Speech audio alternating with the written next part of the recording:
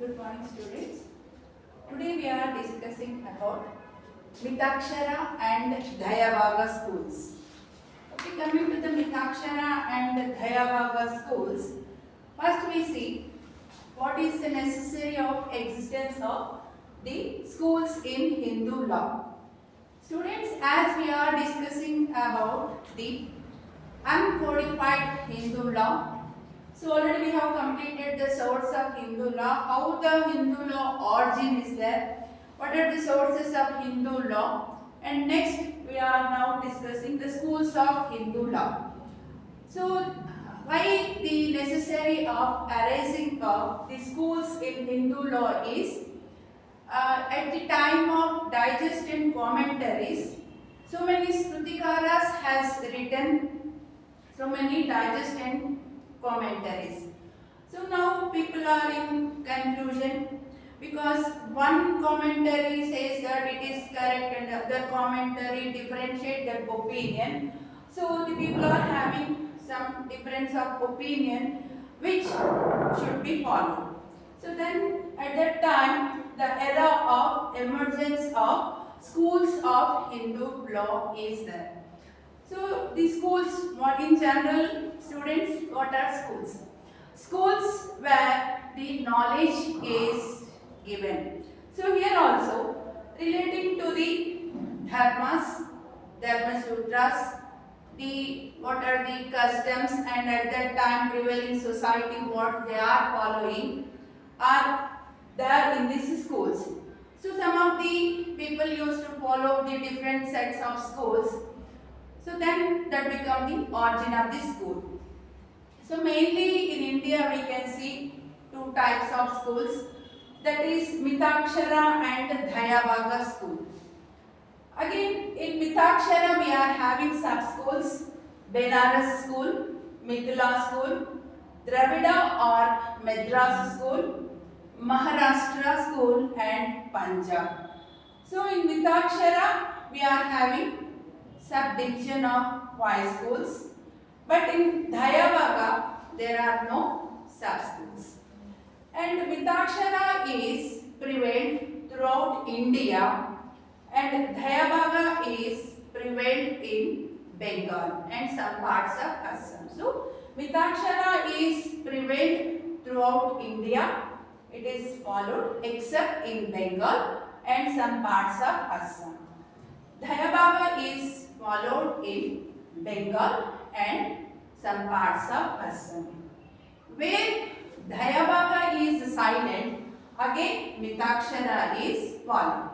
So students, before going to the concept of what is the difference between the Mitakshara school and Dhayavaga school, it is important to refresh again the Kopasnari.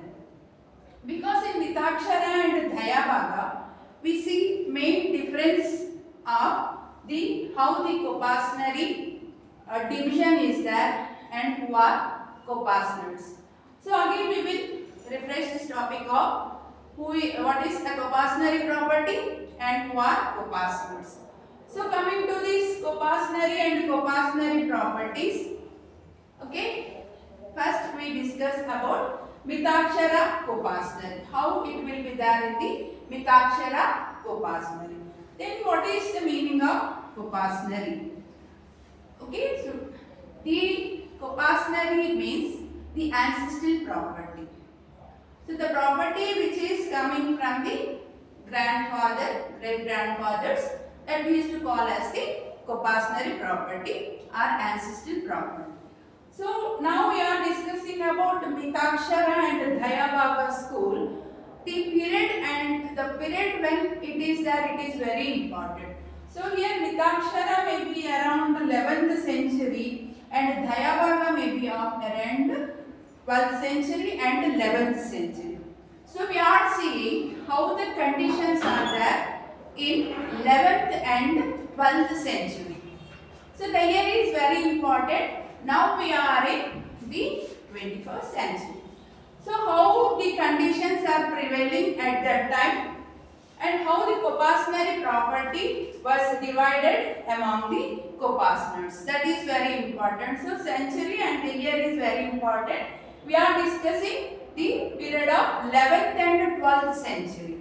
Okay. So at that time Kopasnari was divided among, in Mitakshara Kopasnari only males are Kopasners.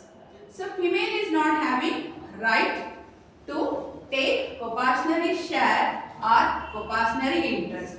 So how the division of Mitakshara Kopasnari will be there? So first in the division of Kopasnari property, a common ancestor will be there. Always the Kopasnari property division starts from the common ancestor.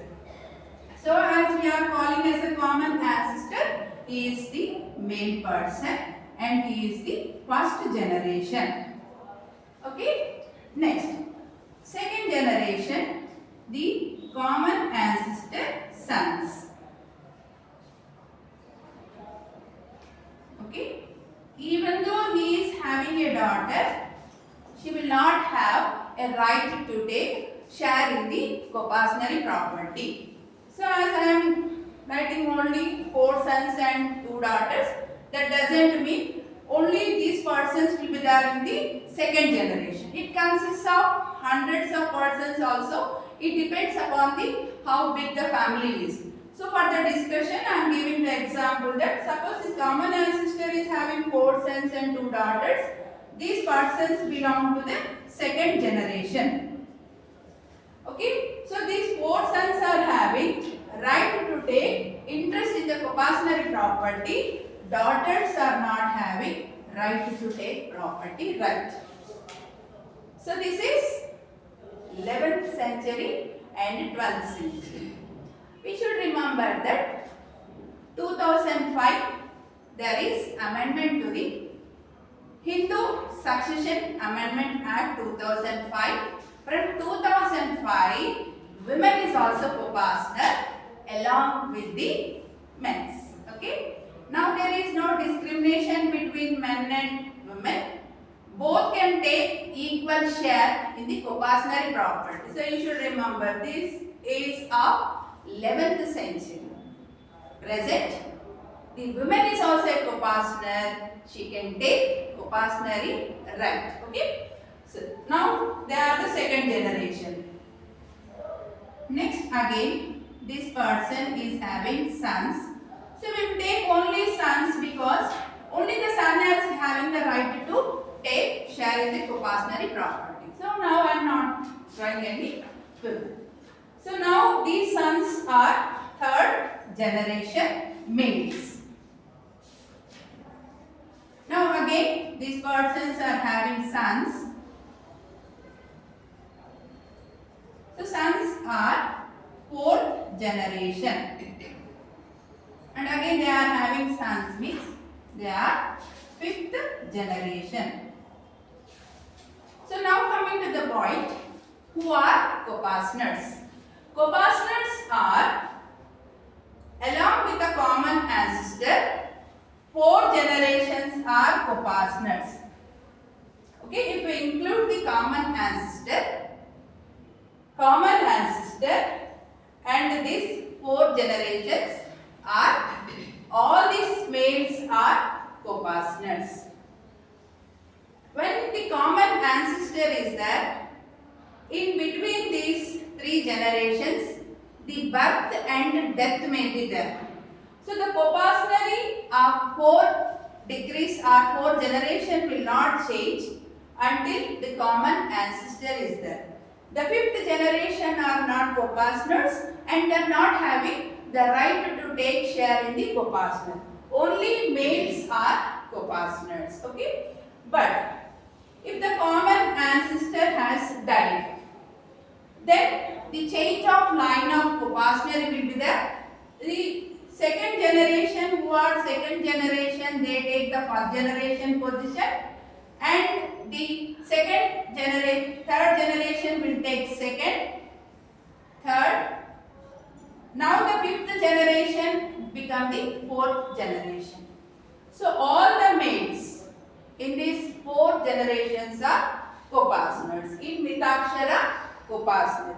Because the division or difference between the Mitakshara and Dhayavaga mainly depends upon this Gopasnari right. Okay. Now we'll come into the original topic of distinction or difference between Mitakshara and Dayabhaga schools.